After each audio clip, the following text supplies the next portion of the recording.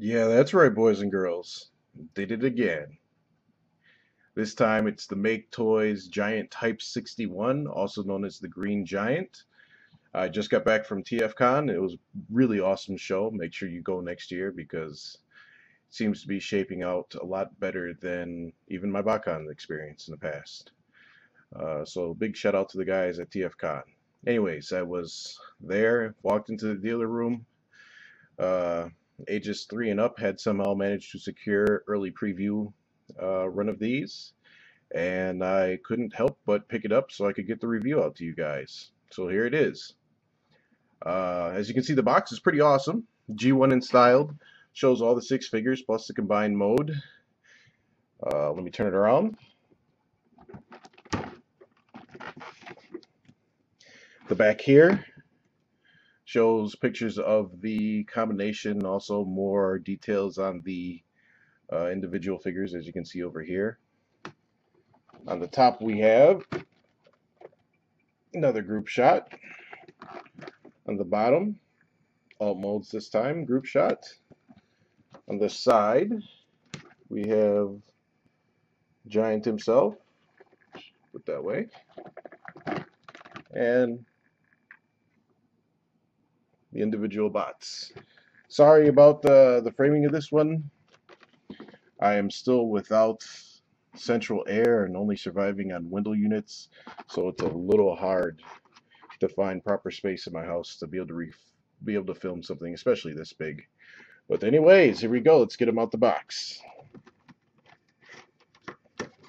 And as you see here, he comes packaged all together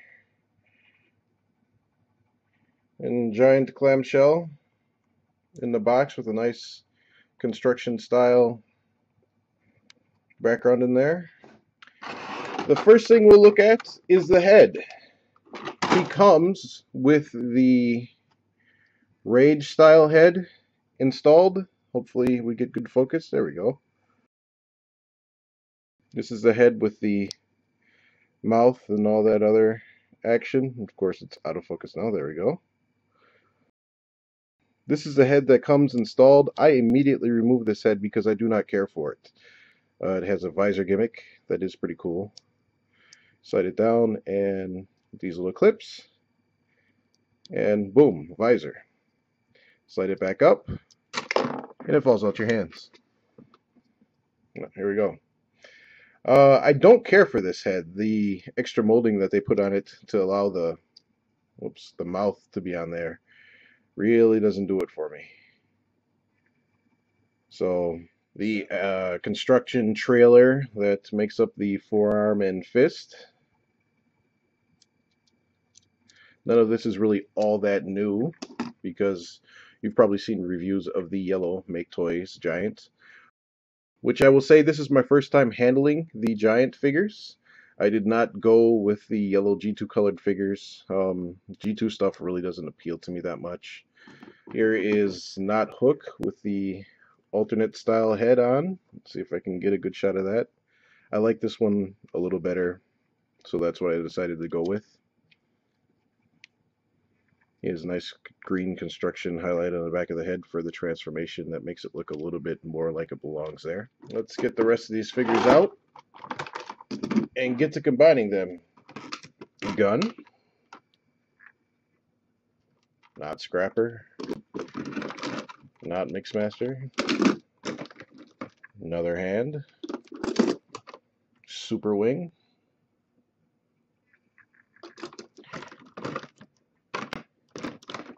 and then the new detachable hook. So let's get things in order here. But now I believe them. Somebody told me that you were so stupid, but I didn't believe them. And now I believe them. You're not cool. And there you have a fully formed MakeToys Green Giant Type-61. The color scheme that they used on Giants works out to be pretty nice. I would say it works out to be more realistic, whereas Hercules seems to be more focused on comic style colorings that have been used. This one seems to be more of a attempt at something that would seem to be more of a real life approach. There's a lot of detailing on all of the figures that was there before, and it still remains in the green version. All in all, it's a pretty impressive figure. It's not the size of Hercules, which we'll get to in a moment. We'll give you a nice little 360 rotation on Giant. Sorry the camera has to be so far away on this, but there's really no way to get this all in frame with the space that I'm working with.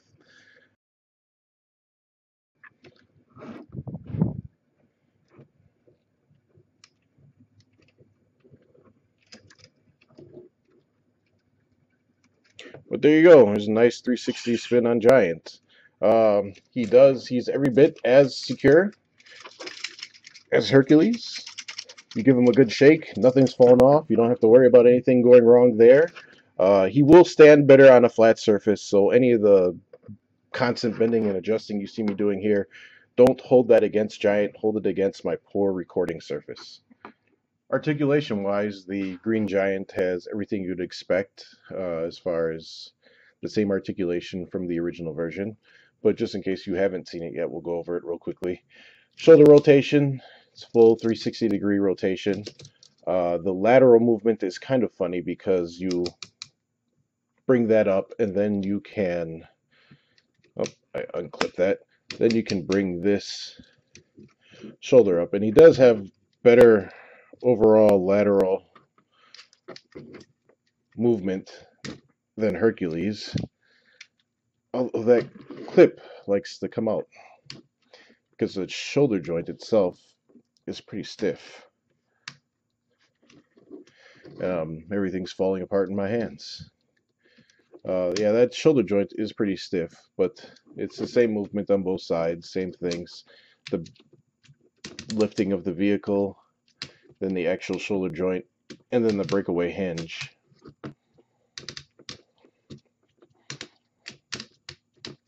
Put those back down. He has waist articulation, which isn't too bad. The head is on a ball joint, so it can be moved pretty much any way you want to move it. It looks fairly natural. You have to be careful when you move it down, though, because the head collapses in on itself for transformation. At the legs, he's got hips that allow him to move forward and backwards pretty decently. Also, again, lateral, but his lateral isn't that great because of the leg, or because of the wheel location. You can kind of get a little bit, or you can kind of get the wheel out the way a little bit, but that's about all you get. Then he's got a thigh rotation, but it actually doesn't go out that far. It's about 2 or 3 clicks of rotation in the thigh. If you move the wheel out the way, then you can get the rest of the rotation, but just in its natural sitting form, it doesn't go out that far, but that's not a big deal. You just move things out the way for better articulation.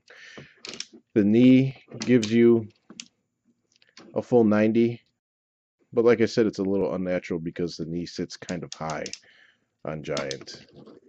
Then there's also ankle pivot. We get a little lateral movement, and you get some forward back movement. This is all just Scrapper's waist articulation. And once again, same thing over here. The dump truck, or I'm sorry, the cement mixer cab moves forward and gives you a little bit of a toe, actually, that allows you to do a little bit more with. But once again, same thing as Hercules. The way the legs become the front cab of the cement mixer, you can extend them out and collapse them in and allow for a little bit more support than this would naturally provide. All of his articulation comes together to make a pretty posable figure. Once again, I mean, this is a pretty big guy. He's got to be about 11 inches, or more than that, I would even say. Same as Hercules also, you can't exactly put the legs, you know, straight together. There's just not enough room for them to do that. It looks pretty unnatural if you do it. So little bit of an A stance is required, but that's not a big deal. Looks pretty good. I don't know how well the green is showing up on your monitor.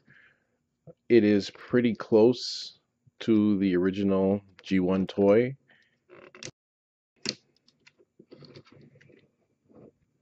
It's slightly more pastel than the original, but not much. Overall, it's a really good color. The purple seems to be pretty much a dead-on match to the original. It's just a little muted because it's not glossy like the original figures were. Notice all third-party products seem to have a kind of matte finish to their plastics. You never really see anything super glossy. I wanted to take some time and give you guys some comparison shots with other figures to get an idea of how tall he is. First off, we have Hegemon, Fall of Cybertron, Shockwave. As you can see here, we've pretty much got them in scale to how they should be. Devastator is maybe a hair taller than he probably should be. My fault. Green Giant is probably a hair taller than he should be, but next to the Combaticon team, it's a good fit. These guys are going to go on my classic shelf together, and it's going to be pretty awesome. And the final and most obvious comparison to do is to pit him directly against his direct competition, the TFC Toys Hercules. You can definitely see the different styles and aesthetic choices between Hercules and Giant.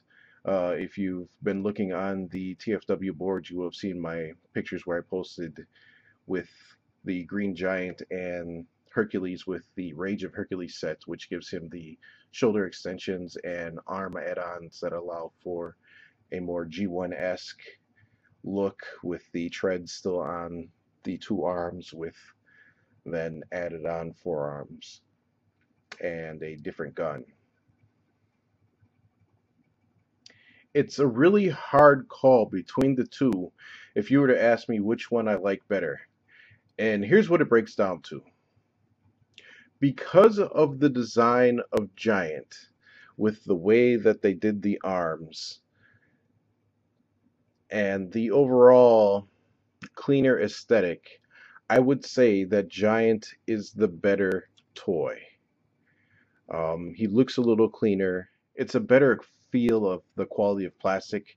It's not quite as soft as the Hercules plastic. It's a bit more brittle is the wrong word I'm looking for, but it's a drier, harder plastic. The paint apps that they used on Giant makes him pop more. These white outlines, the red and white here, just gives it a little bit more pop. Silver trim around the window. This little throw in here where you lower this, and then there's just like this little fake looking chrome hydraulic piece. There are little things in there that give it a little bit more pop, that make it look more realistic. That being said, Hercules, in my opinion, is the better Transformer. And I know it seems pretty lame to just say, well, this is a better toy and this is a better Transformer, knowing full well that Transformers are just toys. But hear me out for a second. What I mean by Hercules being the better Transformer is Hercules does more of the things that Transformers should do. It's more creative in its approach, in the fact that he is using the treads for the arms and bringing them down to be fully functional elbows with, you know, just attach a fist and everything is there. Whereas Giant, they definitely cheated a lot. I mean, you can see this whole arm sitting under here. And that's just, you know, let's stick a construction vehicle onto the arm and put a skeleton on under it. So that makes for better toy, better posability, better articulation. But these are Transformers. And with Transformers, you want the engineering side to be creative and to come up with ways to make things happen with the parts that are there. And that's what Hercules does better. The plastic feels a little bit different. I would have liked Hercules to have a slightly more harder, refined plastic than what he has. But it's still a good toy.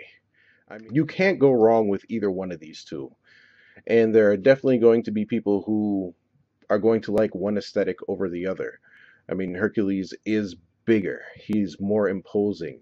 If you look at the two of these figures side by side, the difference that you see in height isn't the same as the difference you see in width and thickness. If Hercules was still the size of Giant, he would still be a thicker, more imposing structure in his design. So, I mean, and to me, that's part of what Devastator should be. Devastator was the first combiner. He was the first one to really bring that aspect into the toys and the storyline of, you know, being this giant bruiser of destruction.